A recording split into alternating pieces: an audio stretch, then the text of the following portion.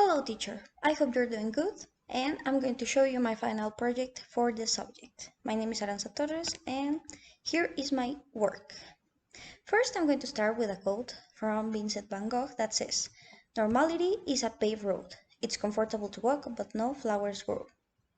Now, as you can see in this slide, I'm showing you all the content that we will talk about during this presentation.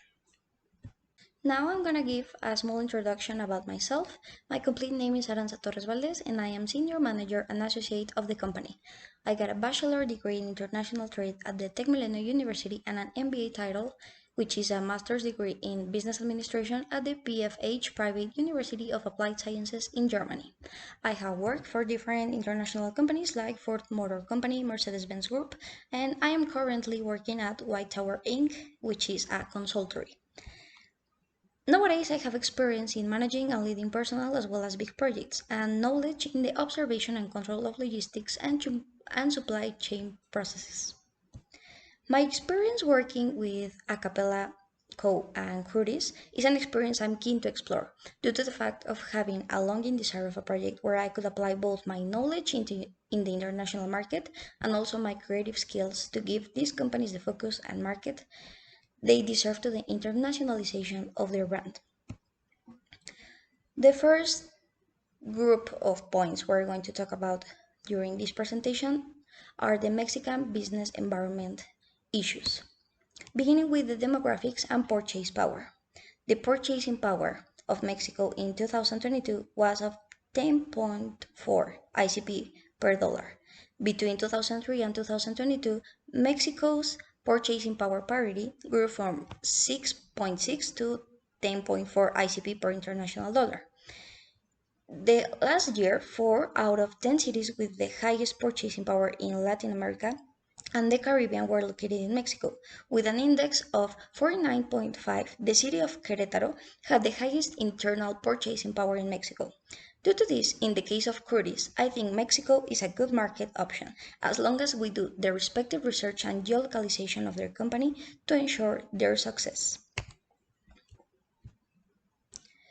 Now, referring to the political system, Mexico's political system has been sadly affected by corruption in a widespread extent of this problematic, in both a federal and subnational level. In 2022, according to the corruption precepts on which countries are evaluated, Mexico got 31 of the 10% of the 100 perceptions of this evaluation, gaining the position 126 of 180 countries that were studied. The Mexican government emphasizes job creation and economic growth. This could be positive, but political instability can disrupt business activities.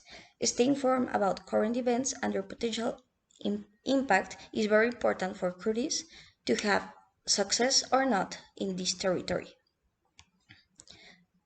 Due to the economic system that Mexico has, there are several points that the company needs to consider.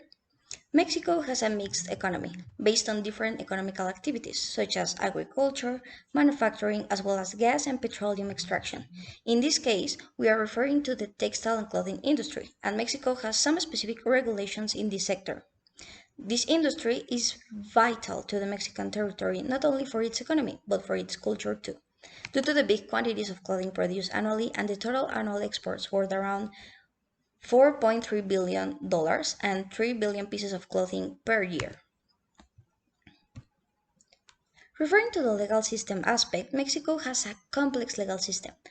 Consult with a business lawyer to ensure compliance with regulations regarding business formation, product labeling, and environmental standards for textiles. Some of these regulations ask manufacturers to include the following details on their products' labels: country, origin, fiber composition, care instruction, size and dimensions, trademark, among other factors that are important for the import or export of the textile products.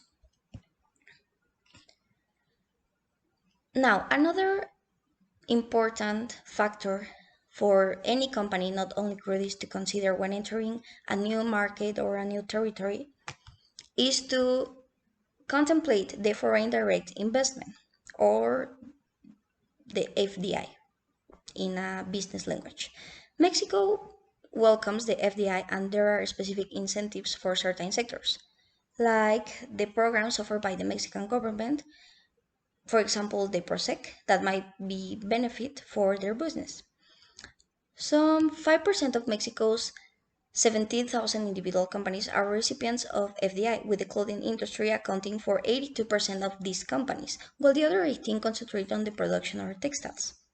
Mexico has programs that allow foreign manufacturers to import raw materials and components into Mexico, tax and duty free, under the condition that 100% of all finished goods will be exported out of Mexico within a government mandated timeframe. Now, due to the fact that we are talking about a foreign company entering into a new country, we need to consider the local currency. As of December of 2023, the Mexican peso is trading at just over 17 to $1. This is the strongest year against the US dollar in more than 3 decades, with the currency strengthening. More than 40% against the dollar so far this year. However, some analysts warn that its gains could slow in 2024. Even though this can be very beneficial to Mexican companies, it can also stop or decrease the FDI due to the lower gains and cost. Mexican culture has different aspects to consider about when referring to initiate a new business or entering a new market. The Mexican textile industry has been a very important sector for the country for 2,500 years, being a key part in our identity and culture. Due to the importance of this industry for local expression of culture and art, as well as traditions and territory representations. The Mexican National Institute of Statistics and Geography says that 63% of the Mexican textile industry is concentrated in the central and northeastern parts of the country. The fiscal and environmental regulations that you need to consider in order to import textile or clothes into Mexico works with different laws that protect the environment and that regulate the companies that cause damage to the environment during their manufacturing processes. Some of these laws are Ley General del Equilibrio Ecológico y la Protección al Ambiente, Ley de Aguas Nacionales, Ley de Desarrollo Forestal Sustentable, Ley Federal de Prevención y Control de la Contaminación Ambiental. Also, the employment practices that you need to consider for the application of these points into your business are the employment practices, the minimum wage, and the labor union. Each of these have different specifications. For example, the employment practices have a maximum working day of 8 hours. Children under 15 years are not allowed to work, and workers are entitled to 1 day of rest for 6 days of work. The minimum wage in Mexico is of 248.93 pesos, and the northern border area minimum wage is of 374.89 pesos. The labor unions in Mexico have historically been associated with higher wages, better benefits, and improved productivity. So, if you want to have more benefits in your business, one strategic decision would be to incorporate to a labor union related to your area. Also, there are 4 important details according to the trade policies. The first one says that Mexico has a free trade agreement with many countries, including the European Union. The second one establishes that textiles produced in France could benefit from reduced or eliminated tariffs when entering the Mexican market.